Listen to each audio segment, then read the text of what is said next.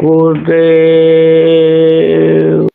कोटि कोटि करूं वंदना, अरब खरब प्रणाम।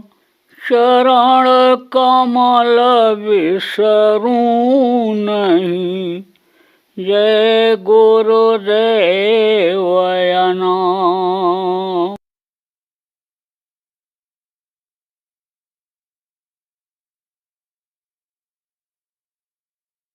मनुष्य जन्म बड़ा अनमोल। ये जो मनुष्य शरीर आपको मिला है, ये अनमोल है। इसकी कोई कीमत नहीं है। क्यों कीमत नहीं है? बेशकीमती क्यों कहा गया? क्योंकि इसको कोई बना नहीं सकता है। पुतला भले बना दे, सोने का पुतला बना दे, लेकिन इसमें जान नहीं भर सकता है। इसमें जो ये तत्व हैं, ये तत्व नहीं आ सकते हैं। प्राण इसमें कोई नहीं डाल सकता है।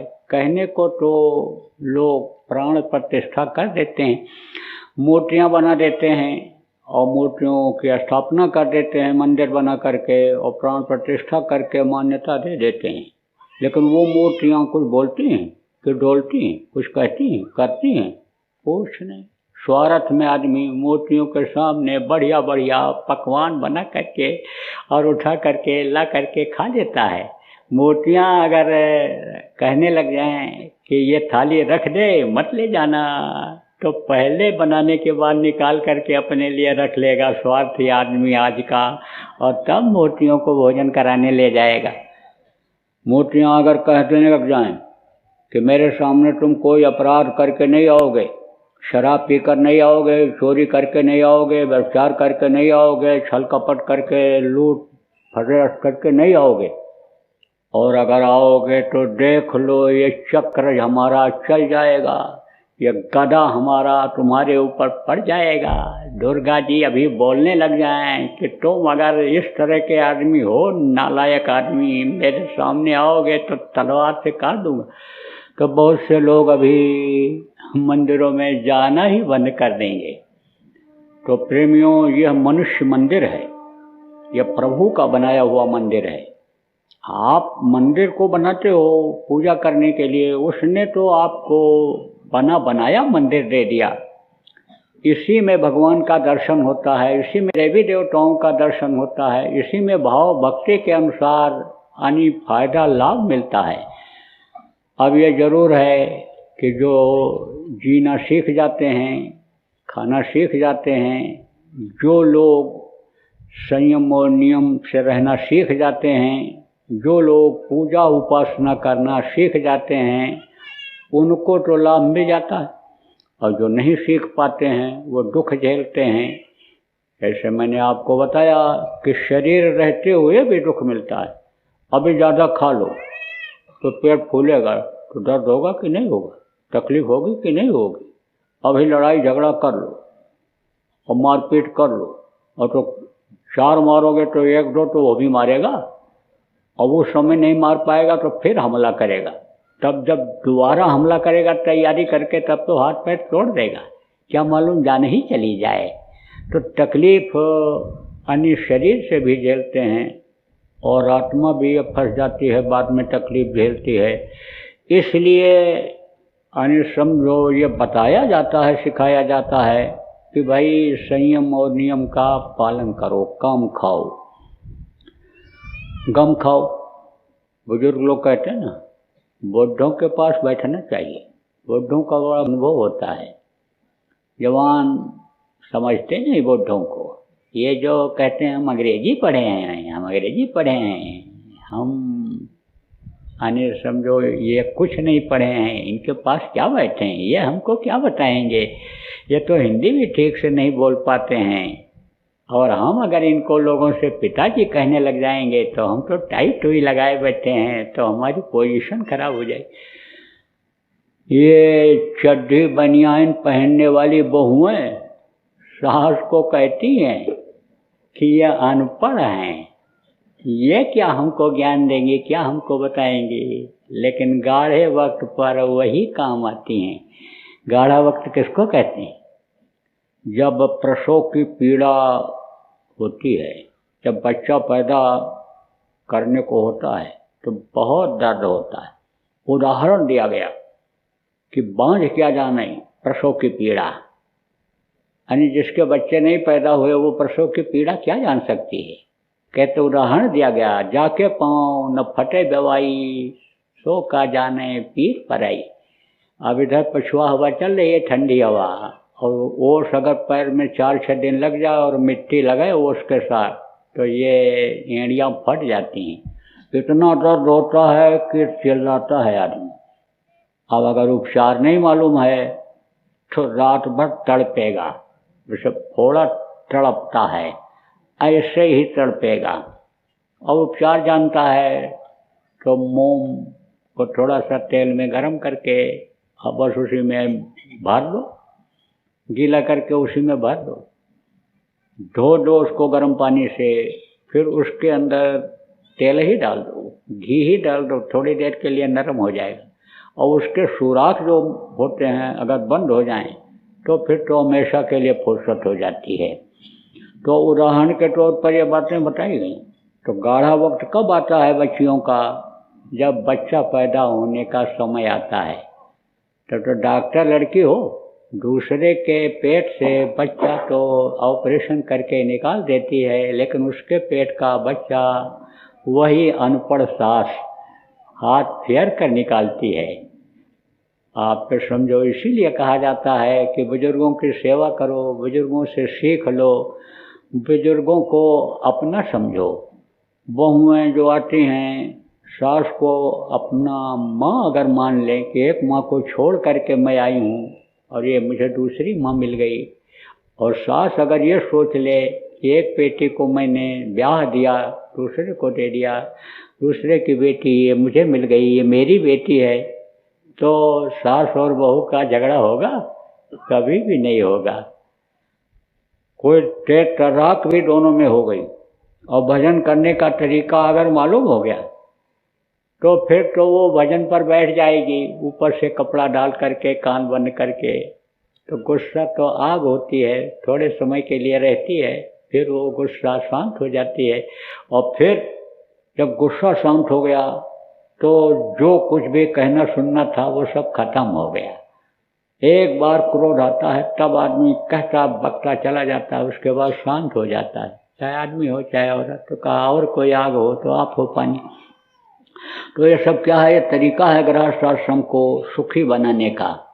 कम खाओगे तो बीमारियां नहीं आएंगी, नियम से रहोगे, नियम से, यानी नियम क्या कहता है? जब भूख लगे तब खाओ, पेट खाली रहे तब खाओ, पेट खाली करके खाओ, यानी पहले चले जाओ खारिज कर आओ जो पेट में पड़ा है, झाड़ आओ जिसको झाड़े कहते हैं कर आओ, लेट्रिन जिसको कहते हो लेट्रिन कर आओ। जब जगह बन जाए अंदर तब यानी खाओ, तब अंदर डालो। और अगर भजन करना है तो एक रोटी का भूख रख करके खाओ कि जिससे आलस ना आवे, और नहीं तो यानी समझो कि दबा के खा लिया तो दबा के खा लोगे, तब ना भजन हो पाएगा ना कोई काम हो पाएगा। तब तो मन आलस्य करेगा, तब नींद आएगी, तब कुछ हो पाएगा? तब तो सवेरा हो जाएगा, आपका समय निकल जाएगा। जब पेट भारी रहता है, अन्न का पचाव देर में होता है, पेट में ज़्यादा पड़ जाता है, तो सुबह जल्दी नींद भी नहीं खुलती है, देर तक आराम की ज़रूरत पड़ती है, तो वो समय आपका बेकार चला जाता है। तो आप ये समझो पहचान क्या है कि अंदर से इंजन मांग रहा है, ये पेट में जो मशीन पड़ी है ये कुछ चाहती है डालने के लिए, यानी उसका यानी अंदाज़ा कैसे लगता है? अंदाज़ा लगता है जब दाहिने नाक का श्वास चलने लगता है। देखो ये दो नाक हैं, ये ऊपर का, ये नाक नहीं है, ये तो कबर है इसके ऊपर का, यह सुराख है नाक है। यह हवा को खींचते हैं, एक नाक से हवा को खींचते हैं और दूसरे नाक से गर्म हवा निकलती है। यानी समझो कि प्राण वायु एक से मिलती है और अपान वायु दूसरे से निकलती है। ये 10 प्रकार के प्राण हैं, इनकी जगह है। जैसे प्राण का स्थान हृदय में है और अपान का स्थान जो है वो गुदा पर है, उसका काम खारिज करना। नीचे से भी इधर के हिस्से की हवा, गर्म हवा नीचे से निकलती है, वो यानी जो खाते हो जब अंदर में पचता है, सड़ता है तो बदबूदार हो जाता है। और ये इधर का जो है हवा, ये नाक से निकलती है इधर से। तो एक बार में एक नाक से यानी समझो कि हवा बाहर निकलती है और एक नाक से अंदर खींचती है।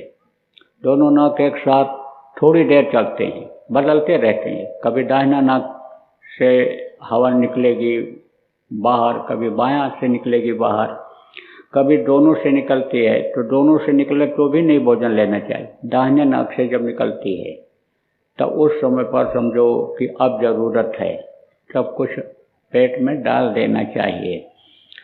देखो प्रेमियों, बता दें आपको, बीच में आगे का जो साल आ रहा है इसमें बीमारियां ज़्यादा बढ़ेंगी। आप ये समझो हार्ट अटैक जिसको कहते हो, चलते चलते गिरे, खत्म हो गए। कोई समय नहीं दिया, न कुछ बताने का और न कुछ करने का, न अस्पताल पहुंचाने का। एकदम से बंद हो जाता है, नसें बंद हो जाती हैं। आप देखो, बुढ़ापे में बंद होना चाहिए जब कमज़ोर हो जाता है शरीर, लेकिन जवान जवान का हार्ट फेल हो रहा है, लड़कों का हार्ट फेल हो रहा है। तो उसका क्या कारण है? कारण यही है कि संयम और नियम का पालन नहीं करते हैं। ये जितनी चिकनी चीज़ें हैं, यह जब से चली तब से देखो रोग बहुत बढ़ गया। ज़रूरत की चिकनाहट भी लेनी चाहिए, लेकिन ज़रूरत से ज़्यादा हो जाता है, मन उसी का आदी हो जाता है। अब जैसे मोटी बात आपको बताऊं, पहले के समय में कोई किसी के यहाँ जाता था, तब लोग स्वागत सत्कार के लिए क्या करते थे? दूध पिलाते थे, छाछ पिलाते थे। उस समय पर लोग भुना हुआ चना, चावल, चूड़ा जिसको कहते हैं, पोहा जिसको आप कहते हो, ये सब चीज़ें लोगों को खिलाते थे। अब किसी के यहाँ चले जाओ तो वही ड्राई फ्रूट्स, अगर उन चीज़ों को रख दो तो कहेंगे दरिद्र है, गरीब है, ये ड्राई फ्रूट रख दो, करो बड़ा आदमी है। सूखा मेवा और गीला, सूखा फल, गीला फल में भी अंतर होता है। गीले में तो भी कुछ तत्व मिल जाता है, रस मिल जाता है। सूखे में तो जो सूख गया, उसमें क्या है। लेकिन वो जो चिकनाहट होती है, यानी समझो कि वो नुकसान कर जाती है। ये जो बनी बनाई चीज़ें बाज़ारों में आ रही हैं, जवान लड़कों का हार्ट फेल होने का क्या मतलब है, लकवा होने का क्या मतलब है, अपंग हो जाता है, शरीर नहीं चलता है, स्मरण शक्ति खत्म हो जाती है, शुगर बढ़ जाता है जवान लड़कों का, 18-20 साल के लड़कों का। उसका क्या कारण है? कारण यही है कि ये जो जापान में खाने वाली चीज़ें, इंग्लैंड में खाने वाली चीज़ें, चाइना में खाने वाली चीज़ें, उनको ये खाते हैं, नाम पर खाने लगते हैं, और उसमें क्या पड़ा है ये नहीं पता है। सत्संगियों के लड़के यानी समझो कि भजन कैसे कर पाएंगे जब उन चीज़ों को खाएंगे? क्योंकि वहाँ तो कोई रोक टोक है नहीं कि ये जानवर की चर्बी का तेल है, ये सरसों का तेल है, सोयाबीन का है, ये किसका है, कुछ नहीं। वहाँ तो मांसाहार यानी चरम सीमा पर है। विदेशों में 2% 4% भले मिल जाएं आपको, या सत्संगी हैं अपने वो मिल जाएं, या बूढ़े बुजुर्ग बहुत हैं जो राजस्थान के गए हुए मारवाड़ी हैं, या जो जैन समाज के यानी बुजुर्ग लोग हैं, वो भले मिल जाएं। नहीं तो बाकी तो वही फैशन है, वही एक उनका रीति रिवाज हो गया। जैसे खड़े खड़े खाने का, खड़े खड़े टट्टी करने का, खड़े खड़े पेशाब करने का, खड़ा ही खड़ा सब काम करने का, जैसे उनका वो रिवाज हो गया। जैसे आपका ये है कि चौका लगाते थे, पालथी मार करके बैठ करके आराम से खाते थे। आपकी भारतीय संस्कृति में ये चीज़ है, ऐसे वहाँ की ये संस्कृति हो गई, कल्चर हो गया। तो अब आप ये समझो कि अलग अलग समय पर प्रकृति अलग अलग चीज़ों को देती है आदमी को खाने के लिए। जैसे गर्मी जब आती है तो आदमी को पानी की ज़रूरत पड़ती है, तो खरबूजा खूब होता है, तरबूज खूब होता है, ककड़ी जिसमें पानी रहता है उस समय पर खूब होता है। लेकिन बेमौसम ये चीज़ें अगर खाई जाएंगी, अभी अगर खरबूजा तरबूज खाओगे तो ठंड करेगा, नुकसान करेगा। तो समय परिस्थिति के अनुसार लेना चाहिए। जो विदेशों का भोजन है, यानी आप ये समझो प्रेमियों कि वो यहाँ पर लोगों के लिए उपयुक्त नहीं है। वो चीज़ें जो वो भेज दे रहे हैं पैसा कमाने के लिए, और लड़कों की आदत जो खराब होती जा रही है, लड़कों की तो छोड़ो, जवानों का लार टपकने लगता है। लेबल को देखते ही, पैकेट को देखते ही लार टपकने लगता है। तो यह यहाँ के लिए उपयुक्त नहीं है। यह भोजन आपके सूटेबल नहीं है आपके शरीर के लिए। और अगर यही हाल रहा तो देख लीजिएगा, नोट करते जाइएगा। अगर आप समाचार पढ़ते हैं या अखबार देखते हैं या आप सोशल आदमी हैं, सोशल स्टडी करते हैं, तो आप देख लीजिएगा कि इनकी संख्या बहुत बढ़ जाएगी। किसकी? हार्ट अटैक की, लकवा की और अन्य समझो ये गठिया बयार की और इन चीज़ों की यह संख्या बढ़ जाएगी। इसलिए आपको आज सचेत कर रहा हूँ। क्यों सचेत कर रहा हूँ? कि आगे वो आपके लिए अच्छा रहे, वो आपके लिए खराब ना हो। हालांकि अच्छा हमको नहीं दिखाई पड़ रहा, लेकिन आपके लिए तो अच्छा रहे। जो नहीं जानते हैं या जो नहीं मानते हैं, सुनते नहीं हैं, उनके लिए ही खराब रहे, आपके लिए क्यों खराब रहे? तो देखो, आज रात को 12 बजे यह साल ख़त्म हो जाएगा। बहुत से लोग अपना बही खाता बंद कर देंगे।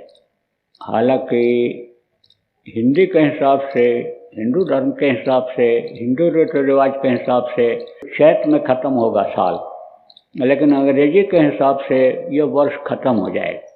तो जो भी बही खाता है, जो भी रजिस्टर है, जो भी कागज़ है, जो भी फाइल अन्य साल की है, वो बंद हो जाएगी।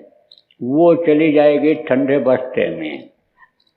कहने का मतलब यह है कि ये जो आदतें हैं, इनको भी आप अब ठंडे बस्ते में भेज दीजिए। आदत को अपने, जो आपको नुकसान करने वाली चीज़ें हैं, उनको अब आप उसमें मत लाइए, मत दोहराइए। समझ लीजिए कि 1 जनवरी समझो हमारा नया जीवन शुरू हो रहा है, नई दिनचर्या शुरू हो रही है, वो हमारी ख़त्म हो गई। इसका आप लोगों को आज संकल्प बनाना है। आप देखिए कि आप दुख कहाँ कहाँ से पाए और कमियाँ आपके अंदर कहाँ कहाँ से आईं। उन कमियों को आप यहीं छोड़ जाइए और जो गलती बनी है उससे प्रभु से माफ़ी मांगिए कि हमारी गलतियों को माफ़ कर दो। अब हमारा जीवन कल से यानी दूसरा शुरू हो जाएगा, नया जीवन हमारा शुरू हो जाएगा। तो मैं आपको बता रहा था, खान पान यानी जब खराब होता है तब यह रोग और तरह तरह की बीमारियां, तकलीफ़ें आती हैं। जब लड़ाई झगड़ा बर्दाश्त कोई बात नहीं होती है तभी होता है। बर्दाश्त कर लो तो लड़ाई झगड़ा टल जाएगा। देखो, साधना करते हो आप। साधना का मतलब क्या है? साधते हो। किसको साधते हो? शरीर को साधते हो। तो सब लोग तो नहीं करते हो, पुराने नामदानी इसमें बैठे हो, लेकिन हम जानते हैं दूसरों से भले आप डींग हाँक दो, बहस कर लो, लेकिन हमारे सामने पढ़ोगे तो मैं तो बता दूंगा कि आप ये समझो कि अंदर में कुछ और है, बाहर से कुछ और बोल रहे हो। जैसे हाथी का दांत खाने का अलग होता है, दिखाने का अलग होता है, ऐसे मैं तो कह दूंगा हाथी के दांत हो। अब अगर ज़्यादा कुछ बोल दूंगा तो कहोगे कि हमको इसी बात का सम्मान मिला था कि ये तो बड़े भगत हैं, बड़े साधक हैं, लोग हमको सम्मान देते थे, इज्जत देते थे, और आपने तो हमारी इज्जत पर पानी फेर दिया। इसलिए मैं तो नहीं बोलूँगा। मैं तो कड़क बोल भी देता हूँ, लेकिन जब देखता हूँ कि अब ये नाराज़ हो जाएगा तो उससे नहीं बोलता हूँ कि सही बात फिर उससे नहीं बोलता हूँ। नहीं, वो भी बोलना चाहिए, कभी कभी बोल देना चाहिए, कड़वी भी दवा पिला देनी चाहिए। कभी जब कड़वी न बर्दाश्त कर पावे तब मीठी दवा पिला दिया जाए। जैसे देखो, आप लोग शाकाहारी का प्रचार करते हो तो कड़वी बात बोल देते हो, तो अभी तक तो वो कड़वी दवा लोग पी लेते थे, लेकिन अब कड़वी दवा नहीं पी रहे हैं, अब वो ज़्यादा कड़वी लग जा रही है। तो दवा तो आपको उनको देना है, इलाज तो उनका करना है, काम तो आपका ये परमार्थी है, ये कोई स्वार्थ का तो है नहीं। तो परमार्थी काम के लिए अगर आपको हाथ भी जोड़ना पड़े तो क्या बुरा है। तो जहाँ तेज तर्राक नारा लगाते थे, तेज बातें कहते थे, जो खराब लगता था लोगों को मत बोलो। अब तो हाथ जोड़कर विनय हमारी, तजो नशा बनो शाकाहारी, इसको बोलो। आप समझो, छोड़ो नशा बनो शाकाहारी, हाथ जोड़कर विनय हमारी, अब ये नारा लगाओ, छोटे नहीं हो जाओ। आपको तो राम काज कीन्हे बिना मोह कहाँ विश्राम, जो गुरु महाराज काम छोड़ करके गए उस काम को पूरा करना है। तो मान प्रतिष्ठा इज्जत को जब आप देखोगे सब जगह हमको सम्मान ही मिले तो कैसे वो सुधर पाएंगे। इसमें सम्मान नहीं है कि किसी को दुख पहुँचे या किसी को बार बार आप चोट पहुँचाओ, उसमें सम्मान नहीं है। प्यार से दिल जीत करके जो काम किया जा सकता है वो चोट मार करके, चुटकी काट करके नहीं किया जा सकता है। इसलिए प्यार से समझाओ, हाथ जोड़ करके उनसे प्रार्थना करो कि भाई आप लोग शाकाहारी हो जाओ, मांसाहार को छोड़ दो, इस मानव मंदिर को गंदा मत करो। कितना पूजा उपासना लोग करते हैं, राम के नाम पर, कृष्ण के नाम पर, हुजूर मोहम्मद के नाम पर, गुरु नानक के नाम पर मरने मिटने के लिए तैयार हैं। लेकिन आप ये समझो कि जो काम उन्होंने किया उस काम को नहीं कर पा रहे हैं। आप समझो प्रेमियों कि पूजा उपासना भी लोग करते हैं, इबादत भी जिसको कहा गया करते हैं, रोजा भी रहते हैं, नमाज भी अदा करते हैं, खैरात भी बांटते हैं।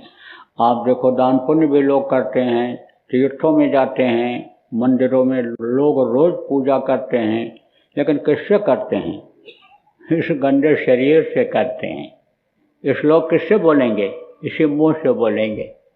स्तुति किससे बोलेंगे? मुंह से बोलेंगे। आप ये समझो कि हवन किससे करेंगे? इस हाथ से करेंगे। चल के किस पैर से जाएंगे? इसी शरीर के पैर से जाएंगे। तो किससे चलता है ये नसों से चलता है, ये खून से चलता है। खून को अगर खींच लिया जाए तो कमज़ोर आदमी कुछ बोल पाता है? कुछ नहीं बोल पाता है। हाथ से भी कुछ नहीं कर सकता, पैर से भी कहीं नहीं जा सकता। खून की कमी अगर हो जाए एकदम से, ये ब्रह्म शरीर का नसों में अगर खून की कमी हो जाए तो वो खून कैसा है? जैसा खाओ अन्न वैसा हो मन, जैसा पियो पानी वैसे हो वाणी, कहा गया ना। जिस तरह का चीज खाता है उस तरह का मन बनता है, उसी तरह से खून उसका बनता है। शाकाहारी चीज खाओगे तो शाकाहारी खून बनेगा, मांस खाओगे तो मांस का खून बनेगा। तो वो खून एक तो बेमेल हो जाता है, रोग पैदा करता है, और दूसरे ये उस खून से, हाथ से चलने वाले पैर से, करने वाले हाथ से, बोलने वाले मुंह से जो भी पूजा उपासना स्तुति होती है, जो भी इबादत होता है, सच पूछो तो कबूल नहीं होता है। यही कारण है कि तरह तरह की इच्छाएं लेकर के लोग ये सब अनुष्ठान करते हैं, पूजा पाठ करते हैं, लेकिन पूरा नहीं होता है। बहुत से लोगों को तो अभाव आ जाता है कि देखो हमने ऐसा किया लेकिन हमको फायदा नहीं हुआ। तो उसका कारण क्या है? जैसे आपको अभाव आ जाता है कि हम तो साधना में रोज बैठते हैं, हमको नहीं दिखाई पड़ता, नहीं सुनाई पड़ता है। तो देखो भाई, मन कहाँ जा रहा है? मन लगेगा तब तो होगा। मन कहाँ जा रहा है? मन विषयों की तरफ जा रहा है, देखने की तरफ जा रहा है, सुनने की तरफ जा रहा है, मन खिलाने की तरफ जा रहा है, भोगों की तरफ मन जा रहा है, तो मन उधर जा रहा है तो समझो कि शरीर को हमने मन के कहने पर गंदा किया। उधर से यानी यह हमारा जो अंग है शरीर का, यह अपवित्र हो गया, इसलिए मन उसी तरफ ले जा रहा है, क्योंकि यह तो चाहेगा कि खुराक और मिले। जैसे आप देखो, एक दिन अच्छी चीज़ खा लो तो दूसरे दिन फिर मन कहता है वही खाने के लिए, चाहे फायदा करे नुकसान, मन को इससे मतलब नहीं है। झेलेगा तो कौन झेलेगा? शरीर झेलेगा। मन तो ये चढ़ जा बच्चा सूली पर, भला करेंगे राम, ऐसा जैसे लोग कहते हैं ना कि चढ़ा करके बगल हो जाते हैं, यानी समझो कैसे लोग होते हैं। मन ये काम करता है, करवाता मन है, और पिटता कौन है? शरीर पिटता है। वो औरत है ना, पाल के रखी थी बकरा और बंदर, तो एक दिन रोटी बनाया, बना करके रख दिया, दोनों को बांधे हुए थी, रोटी बना के रख दिया, चली गई पानी भरने के लिए। बंदर को सूझी शरारत, बंदर ने अपने गले से रस्सी निकाला और गया रोटी खा गया, और फिर गया बकरे के गले से रस्सी निकाल करके और वापस आ गया, और फिर अपनी रस्सी गले में डाल के आराम से बैठ गया। तब तक औरत आ गई, देखा रोटी गायब, बकरा घूम रहा है, तो उसने कहा बकरा नाश काटा, रोटी खा गया। अब उठाया लठ बकरे को मारने, पड़ोसी देख रहा था, तो उसने कहा खाया रोटी तेरी बंदर ने, और मार रही है तू बकरे को। तब बोली कि बकरा तो खुला हुआ है, बंदर बंधा पड़ा है। तब पड़ोसी ने बताया बंदर की चाल को, तब उसके समझ में आया, तो ये चालबाजी तो मन करता है, और पिटता ये शरीर है, तो मन कैसे कंट्रोल में होता है? मन यह कंट्रोल में तब होगा कि जब सदगुरु के आदेश का पालन किया जाएगा, समर्थ गुरु के आदेश का पालन किया जाएगा, मन को रोकने की कसरत की जाएगी। तन को भी साधना रहता है, और तन जब सध जाता है तो मन भी सध जाता है। नहीं तो मन तो कह देता है उठ जाओ, तो आप उठ जाते हो, साधना में बैठते हो, कहता है ठंडी बहुत है, धूप निकलेगी तब कर लेंगे, उठ जा, चल गर्मी रहती है तो सुबह कर लेंगे जब ठंडी रहेगी। मन तो कहता है चलो खाया और रबड़ी मलाई, नहीं तो दुकान बंद हो जाएगी, रसगुल्ला ख़त्म हो जाएगा, लाइन लगती है, बहुत दुकान बढ़िया है, चाट चपाट ये सब नहीं मिलेगा। तो अब मन तो ये कहेगा, लेकिन जब उस वक्त पर मन को मार दो, कहा ना मन के कहे करो मत कोई, और जो गुर कहें करो तुम सोई। जब मन को मार दोगे कब मरेगा मन? कि जब उसका कहना नहीं मानोगे, तब निराश हो जाएगा कि हमको तो रस मिलना है इनके शरीर के इंद्रियों से, तो ये जब उठेंगे नहीं, शरीर यहीं रहेगा, तो भगने और भगाने से सोचने से क्या मतलब है? तो स्थिर हो जाएगा, रुक जाएगा, और जब रुक जाएगा तो रुकने में ही काम बन जाता है। जोड़ने का तरीका मालूम, जोड़ो रे कोई सूरत शब्द से जब ये जुड़ जाएगी, तरीका मालूम रहेगा, तब जोड़ने में देर नहीं लगती, क्योंकि शब्द में आकर्षण है, शब्द में खिंचाव है, लेकिन शब्द की तरफ इसका मुंह होना तो चाहिए। कोशिश तो करे ये जीवात्मा उधर आगे बढ़ने की। वो सही नहीं है कि शब्द भी कोई चीज़ है, कि ऊपर भी कोई चीज़ है, उसको होश किसका है? इंद्रियों का है, मुंह का है, हाथ पैर का है, आँख कान का है, यानी समझो इसका होश है, खाने पीने सोने का होश है। होश जब आएगा कि हम यहाँ के नहीं हैं, हमारी ये कोई भी चीज़ें नहीं हैं, ये सब यहीं छूट जाने वाली चीज़ें हैं, हमारा तो पति परमेश्वर जो कुछ भी है वो प्रभु है, जहाँ से हम यहाँ भेज दिए गए, एक तरह से दान में दे दिए गए, हमको वहाँ जाना है तो उधर मुखातिब होगी। गुरु यही तो याद दिलाते हैं, जब याद वचन याद रहेगा और उधर ध्यान लगाएगा तो शब्द जैसे चुंबक खींचता है ऐसे खींचेगा। तो जोड़ने की कोशिश योग किसको कहते हैं? जोड़ने को, शब्द योग, यानी सूरत शब्द योग बताया गया। सूरत को शब्द के साथ जोड़ो, योग माने होता है जोड़ना। जैसे कहते हैं योग है शादी का, इनके दोनों का योग है, ऐसे समझो कि इसका योग है। तो इससे जब जुड़ेगी तब समझो प्रेमियों काम बनेगा।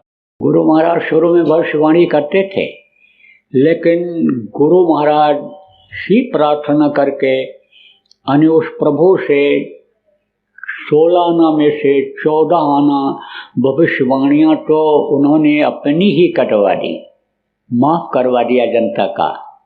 बड़े दयालु थे गुरु महाराज। बहुत यानी भुखमरी फैली हुई थी। 77 से पहले आए दिन अखबारों में निकलता था कि भूख से मर गए, आए दिन रेडियो में खबर आती थी। तो गुरु महाराज ने प्रार्थना किया। किससे प्रार्थना किया? गुरु महाराज ने कहा प्रार्थना क्या किया, उनको आदेश दिया, लेकिन हमेशा छोटे बने रहे गुरु महाराज। छोटे बने रहे इसीलिए बड़े माने रहे। लघुता से प्रभुता मिले, प्रभुता से प्रभु दूर। चींटी चावल ले चली हाथी मस्तक धूल। देखो दूब घास होती है, हमेशा हरी रहती है, बड़ी बड़ी घास चल जाती हैं। कब? जब बैसाख जेठ का महीना आता है। तो गुरु महाराज ने कहा कि मैंने प्रार्थना किया है। किससे? शिव जी से, कि इनको भूखा मत मारो। और देवताओं से, इंद्र जी से मैंने ये कहा है भूखा मत मारो। मैंने देवताओं से प्रार्थना किया है। आप ये समझो कि जहाँ गोस्वामी जी ने कहा श्री गुरुपद नख मणिगण ज्योति सुमृत दिव्य दृष्टि होती है, संतों के समृत गुरु के अंगूठे के अग्रभाग में अन्य देवता निवास करते हैं। यही चीज श्रीमद् भागवत के श्लोक में भी लिखा हुआ है।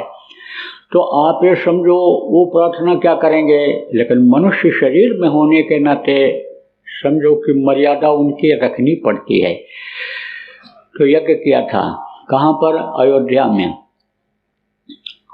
उस साल के बाद इतनी बरसात हुई कि चावल और गन्ने की फसल बहुत ज़्यादा हो गई। तो दयालु होते हैं, महापुरुष दयालु होते हैं।